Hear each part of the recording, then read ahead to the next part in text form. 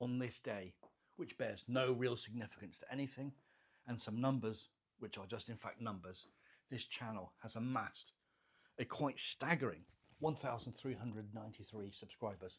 Thank you very much. 481,895 views, 10,635 watch hours, and crucially, the bit anybody ever cares about YouTube, £113.63. And the best way I could celebrate such quite staggering numbers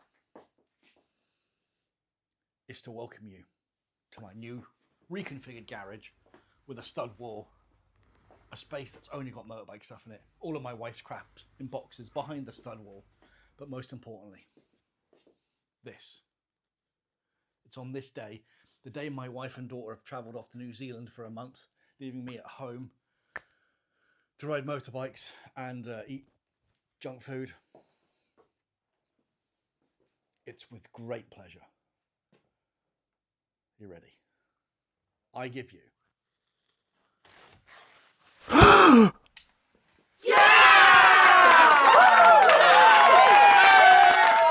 Right. Let's get to today's video.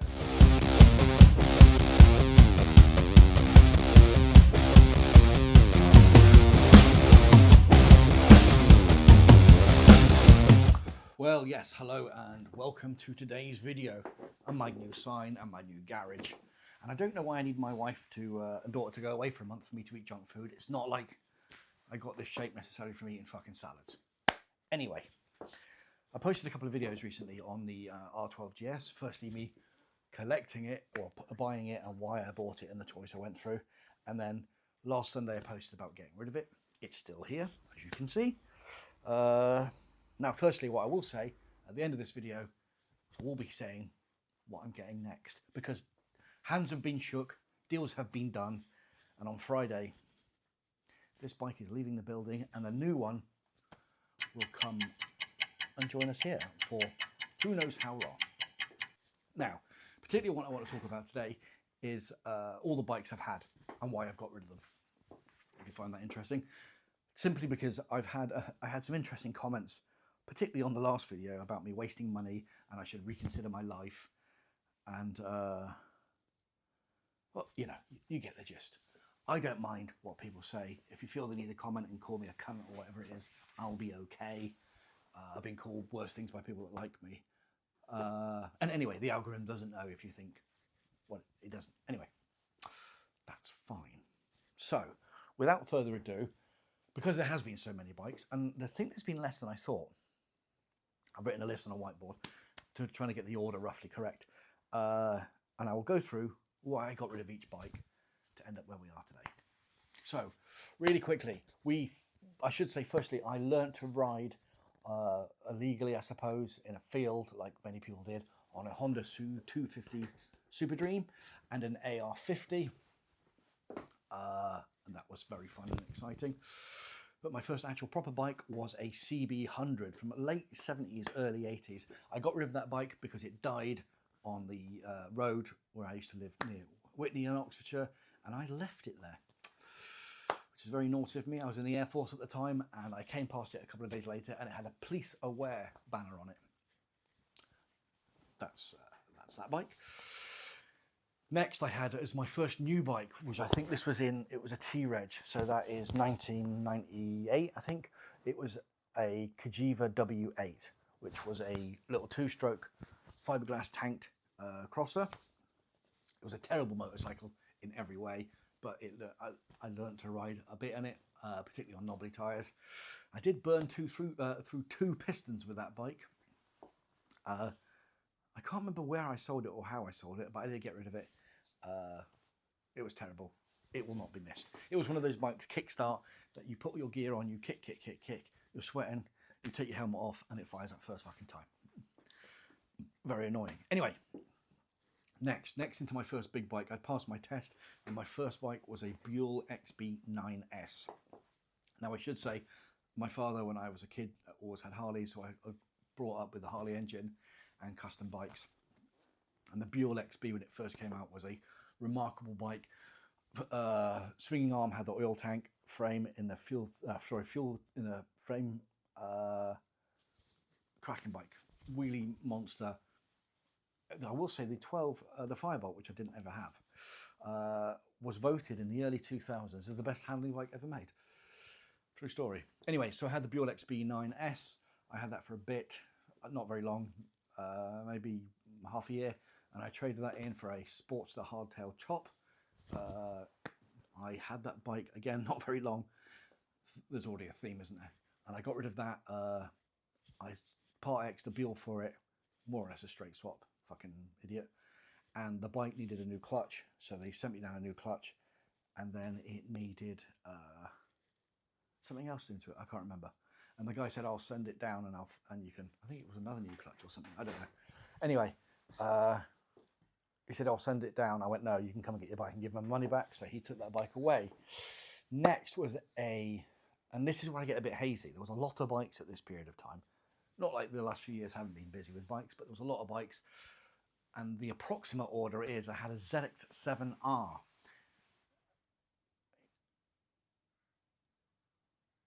Yeah, sorry, I've got the list there. ZX7R. I hated that bike. I always wanted a ZX, the old 750 really, but I had a ZX7R in black and yellow, as you can see here. It was a fine bike, but I just come from riding twins, and I remember I was caning up to a roundabout, backed off the throttle. It didn't slow down, and it made me not like riding four-cylinder bikes. I've had a couple since then, but I'm not really a four-cylinder guy. Then I had another Buell XB9S, which I replaced every panel for carbon. Once I'd finished doing it up, I then sold it at a loss, obviously. Traded that in for a Ducati 748S, which was a phenomenal handling bike, but it was like doing a handstand everywhere. And I traded that in for an XB12S. It was so difficult to ride that Ducati. It was my deposit for the bike, plus some cash. And I went in to give the dealership some cash for my deposit to reserve the bike I wanted, and I actually left my Ducati there. I said, I don't want to ride it home. It's too fucking miserable to ride. Where are we next? Then we had another XB9S. This was an interesting one because I put the gearbox from the 12 Firebolt on it because it was slightly geared differently because I wanted longer gears. So we put that gearbox into the XB9S. Then I had a Softail chop, Harley Softail chop, done by Harley. Got rid of that because it had some of the oil pipe work had been done badly and it kept leaking oil, so I got rid of it. And I bought a Buell Ulysses, this sort of first really bike of that genre that we have sort of today, the quick sort of pseudo adventure bike. I got rid of that because I bought it it was the demo from the dealer, and it was outside of my drive one day, and I came outside and it was lying on its side because the stand had fallen off, and it was a recall. They never did, so I said, you can have that bike back.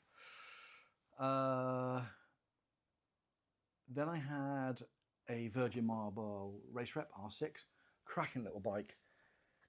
I do like a four-cylinder 600cc old bike. Really have to use the gearbox, really have to go up and down the rev range. I rode it like an absolute arse, but I was in my 20s, so that is what it is. There's still a flashback I have from owning that bike. Terrible riding I did. I remember being on the A1 and going down the middle of two Arctic lorries, more than once.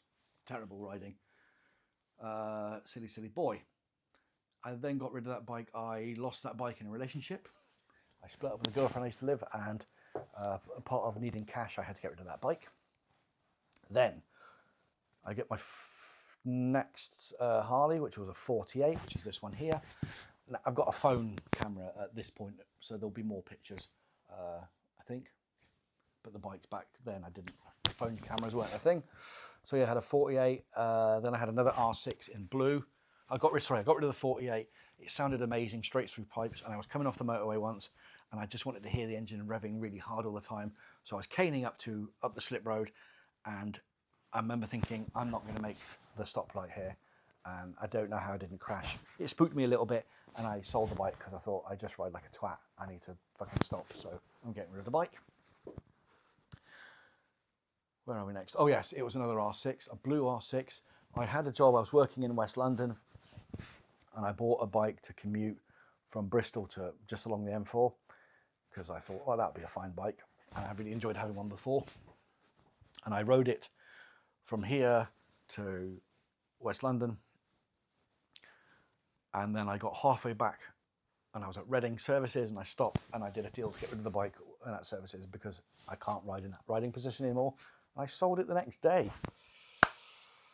Next, we have a Softail Slim. I bought that from a Harley dealer. I got rid of it because the person that had it before had put aftermarket pegs and stuff and they fell off, which wasn't good. So they sent a man out to go and fix it. He fixed it. And then I was riding up the road on the motorway, Cribbs Causeway, if you know that part of Bristol, on the motorway, and the throttle, was it? No. The clutch cable snapped, so I couldn't change gear. So I then had to limp a Harley home in first gear and just chugging along. No, it was a throttle cable, chugging along in the idle. That was not a fun experience. What have we got next? Oh, then we had another 48, which is this one here. That was a great bike. I loved that bike. I really chucked a boatload of cash out of that one. Really was. I just finished it. I just had the paint done. I was going off to get some new handlebars fitted because the way that the brake lines are swaged on, I had to get Harley to do that. And my mate's got a shop in the local town, and I was outside his shop, and the engine was running, and I was sat there, and a guy in a lorry reversed it into me and bent the bike in half. So I did what any logical person would do, is the insurance paid out, I think about £9 grand, and I went and put that down as a deposit on a Porsche because I'm a moron. What have we got next? Here we go. So I bought my first 1250 GS, which was this one here. I bought that from Lovitz off Mr. Mike Tovey. I didn't get on with that bike. It was too tall. I wanted to love it. It was a phenomenal riding bike, but I just was tiptoeing around, and it really put me off that bike for some time, really. So I got rid of that and bought an R9T, this one. Good fun little bike. The R9T at that point, really, I didn't have the cash I wanted to make it the bike it could be. I hated that silver tank. Then why did you buy it? Who knows? But that brushed aluminium tank I wasn't a fan of. What have we got next? Oh yeah, Monster 821 stripe. Really like this bike. That stripe down the centre. They only made it for I think one or two model years, and that was a really cracking bike. Where did I buy it from? I bought it from a Honda dealer up north, and they delivered it. Took the R9T. The owner of it had put a quick shifter on it, not properly. I took it to Luigi Moto, which is a Ducati specialist in the south of Bristol, phenomenal mechanic, and it had an electrical fault we could not find, and it would come and go, come and go, come and go. And one day it wasn't there, so I thought I'll use the "it's not there" to trade it in. So I did. I traded it in at BMW and bought a R9T, this one, 719. Did a few bits to that, got bored of it quite quickly. Where are we next? Oh yeah, then I bought my next 1250 GS. This one here in triple black. Did 17,000 miles on that in a year and a half. I was really caning the miles, so I thought I'll get a second bike to try and limit the miles. And I bought this Ducati Monster, which I then spent a load of money making it a really cool Ducati Monster. So now I've got two bikes. What did I do next? Oh yeah, I traded the 1250 in for the R1300 719. So I got the 719 and the Monster. I had the 1300 for not very long. I found at that time, I believe it's been changed since then, but the engine and gearbox on the original 1300 were awful, and I wanted rid of that bike, where I bought the F900 GS, a phenomenal bike. Don't miss it. Glad I've sold it, but a phenomenal bike, which as you know, I did 13,000 miles in 8 months on that bike. So I've got this F900 GS and the Monster. I felt from a riding perspective, they were very, very similar bikes. In fact, the F900 did a better job really than even the Monster, surprisingly. So I chopped the Monster in for a K1600 GT, a brand new one, last Christmas. I had it for 2 weeks and I rejected it because bits fell off and weren't put together properly. And there's a whole series of videos about that if you're interested on how I rejected a brand new motorcycle. Where are we now? Oh yeah, then I bought the K100, which I started doing a load of custom work on, and I got bored of it and I threw it in the bin. But there is a series of videos of me stripping a K100 down. Then what did I get next? Oh, then I had the F900 for a bit, and then I bought the Triumph Street Triple off my friend. That sat in the garage for a bit. Then I sold that. Then I got rid of the F900, and now I have this. And now I'm going to get rid of that on Friday, and I'm going to buy this.